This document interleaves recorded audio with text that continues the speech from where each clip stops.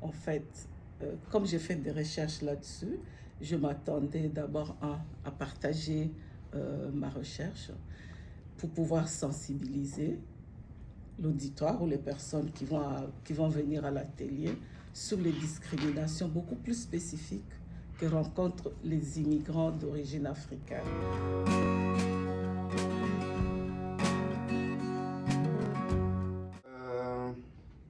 J'ai retenu deux choses. La première chose, c'est que, oui, bien sûr, le Canada, c'est un pays qui accueille les immigrants francophones d'origine subsaharienne plus que les autres pays.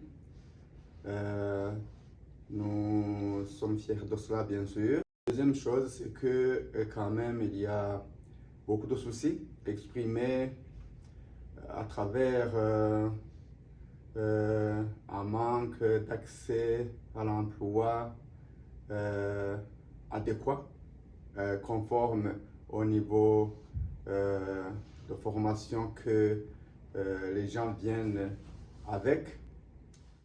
Ce que j'ai retenu de l'atelier et ce qui m'a beaucoup touché, c'est vraiment la souffrance du peuple africain, des personnes, des familles qui viennent ici au Canada et qu'ils vivent beaucoup de discrimination et d'injustice pour qu'ils puissent vraiment reprendre leur vie.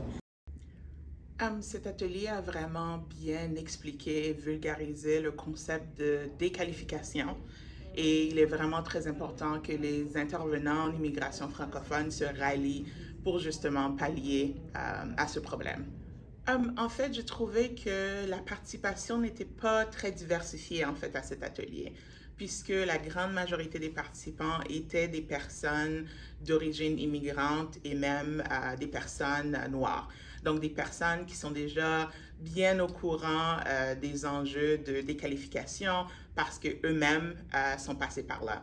Donc, Très intéressant les interventions. Bien sûr, ce qui apparaît, c'est que les personnes qui sont intervenues et travaillent beaucoup plus dans le milieu de la communauté. Ce sont des choses que ces personnes ont elles-mêmes vécues.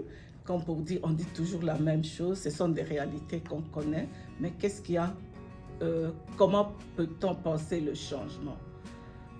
Bien sûr, moi je me retrouve beaucoup plus au niveau académique, on peut proposer des solutions, mais je pense qu'il y a moyen de travailler en collaboration entre le milieu communautaire et le milieu académique. Mon expérience personnelle avec le RIF CSO, c'est ça?